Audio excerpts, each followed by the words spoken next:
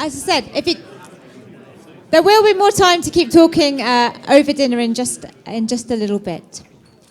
So, as I said earlier, we do have one speaker for you tonight. They're not a speaker who's talking about climate change. They're going to talk about something else. And I should say, for the first time this weekend, welcome to those joining us online.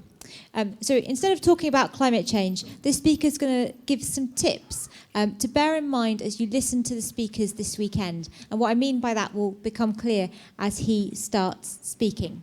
So this presentation is just to get you thinking. It's just things to bear in mind. So we're not going to take questions afterwards or anything like that. So it's just a case, sit and relax and just listen to what he's got to say. So we do have a couple of things on your tables like we usually do. So we have your yellow and red cards. So this works the same as for other speakers. If you feel the speaker's speaking too fast, please hold up a yellow card. If you feel they've been unclear, please say they're here for you and hold up a red card. We also have copies of this speaker's slides on your table too, enough for one between two. If you would like to just follow the slides, please just let your table facilitator know so they can give you a copy.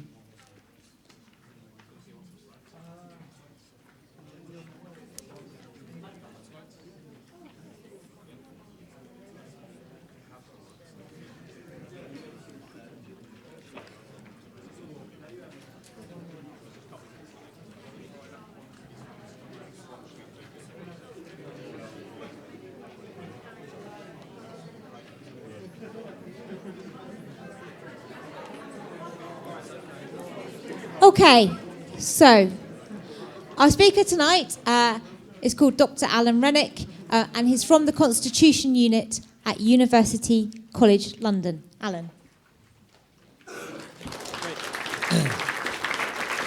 Thank you very much, Sarah.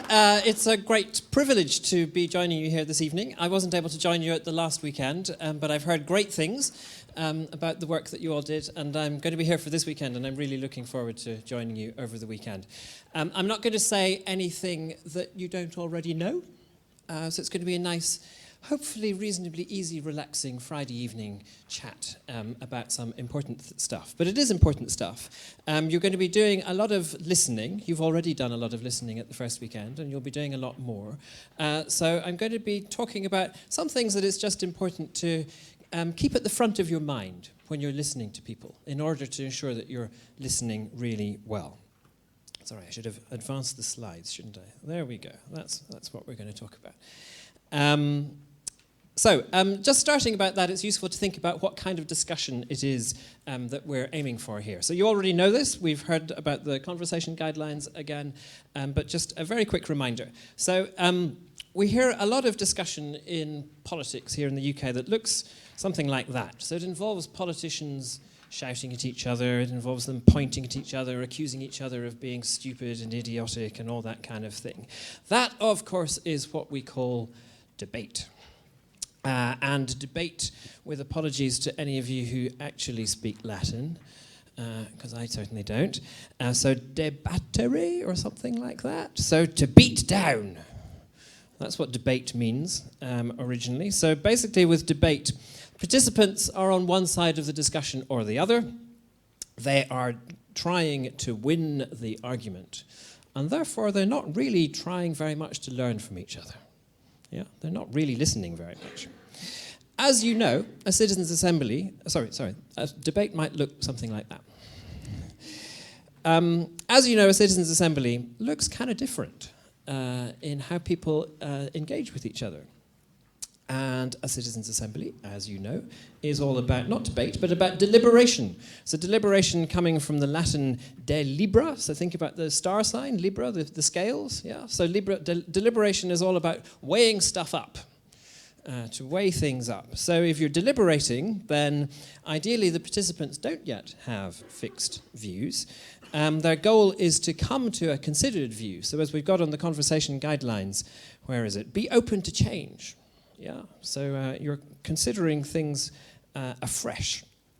And therefore you are keen to learn from others. And therefore listening is really, really important. So deliberation maybe looks a bit more like that.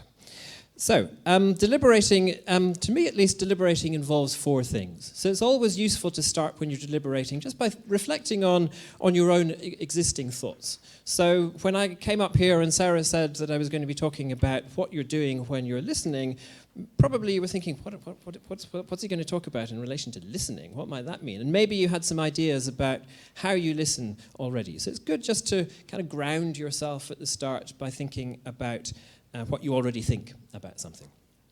Then you listen to other people, then hopefully you reflect again. So you're thinking, what are the things you agreed with, disagreed with? Do you have questions that came out of what a presenter was saying, for example? So you reflect again. Then you discuss with others, and you get the chance to hear how others heard what you listened to, and their differing reactions to that. And then you go back and reflect again. And this is a circle that you kind of go round and round as long as you like. On my screen, that was a circle. This screen is a bit stretchy, so it's not quite a circle, but you get the idea. So you go round and round for as long as you want. Now, the discussing with others part of that is basically what the conversation guidelines are all about, yeah? So you've talked about that quite a lot. I'm going to focus in on the listening to others bit. What are we doing when we're listening? So firstly, useful just quickly to think about whom it is you're listening to. Who are you listening to? And basically 2 groups of people you're listening to. You're listening to each other, and you're listening to witnesses. So listening to each other, hopefully you've already found over the first weekend, over your introductions, that you actually learn a huge amount from each other, from people who are very different from you, different kinds of life experience and so on. That's really, really an important part of a citizens' assembly. And you're also listening to the witnesses, the people who come and give presentations from the front like this. So you'll be hearing from scientists and researchers, from people who are advocating for particular views on what should be done, from stakeholders who have particular interests, a stake in the game in climate change. So you'll be hearing from a range of different people. And one thing that it's useful to consider is just to bear in mind, where's someone coming from when they're speaking to you? So, are they trying to present the whole truth to you? Are they trying to kind of push you in one direction in your thinking? So it's always useful just to think about who it is that you're listening to. Then this is the really important, the big question. This is the meat of the discussion. So how can we listen most effectively? And again, I think there are kind of 2 really important things to think about here. The first one is we can listen most effectively by thinking about what the speakers are saying. And secondly, we can listen most effectively by being aware of how we ourselves are listening. So let me just say a few quick things about each of those. So in terms of thinking about what the speakers are saying, so there are all sorts of things we could say about how to think about what a speaker is saying. I'm not going to say lots of things. I'm going to give you Alan's 3 top tips. Okay? That's 3. Yeah. Alan's 3 top tips. So, first tip. Ask yourself, are they backing up their claims with good evidence and good arguments. Yeah, so pretty obvious when you think about it. If someone's making a claim, have they given some evidence in order to persuade you that that's right? Or have they given you an argument to show you why that makes sense? That's really important. Second point, why might someone take a different view? So it's possible, actually, on the first point, for someone to give you good evidence, but still be wrong. Yeah?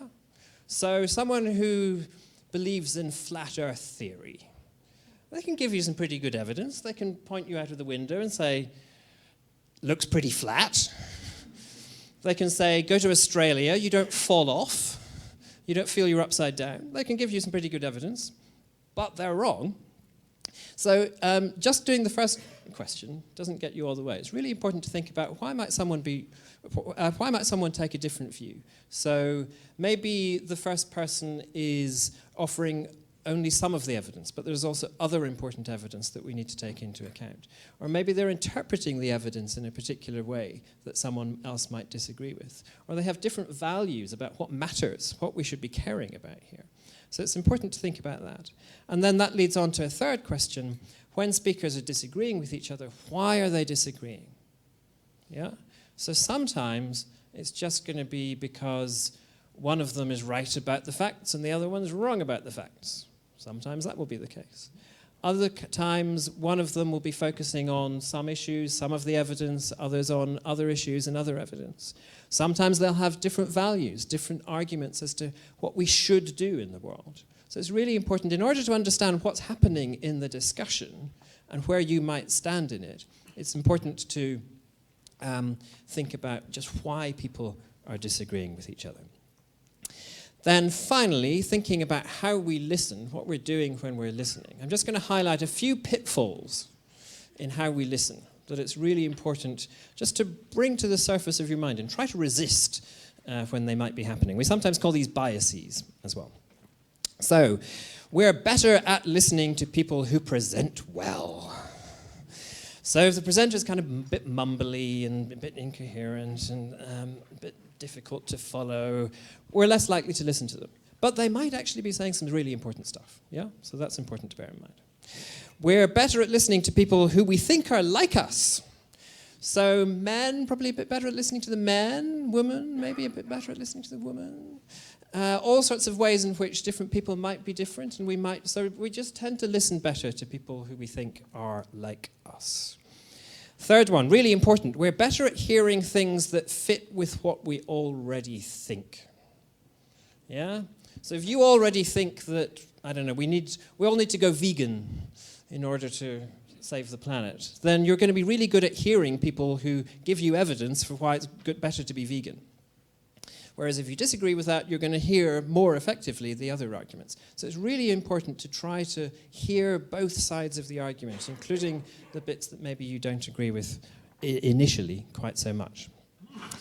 Individual stories move us more than evidence about lots of nameless people. So if you get a story about a particular person, maybe quite an emotional story, quite a kind of heartstrings pulling story, then that can really affect us. But maybe it's quite misleading about the overall picture, about the general pattern that we see. So it's important to bear that in mind as well.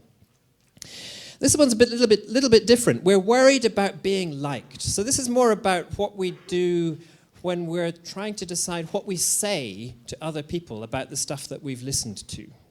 And it's really easy to want to be liked and therefore want to say stuff that we think other people will agree with. And of course, you, as you know, are here because your view matters.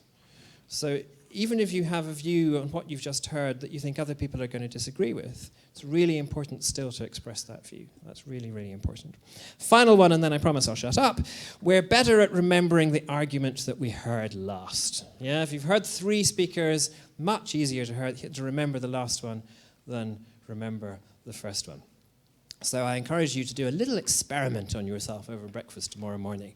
See if you can remember any of these biases that I've just given you, okay? I've given you 6. I predict the one that you will remember first is this one. Tell me if it's not, okay? Back to Sarah.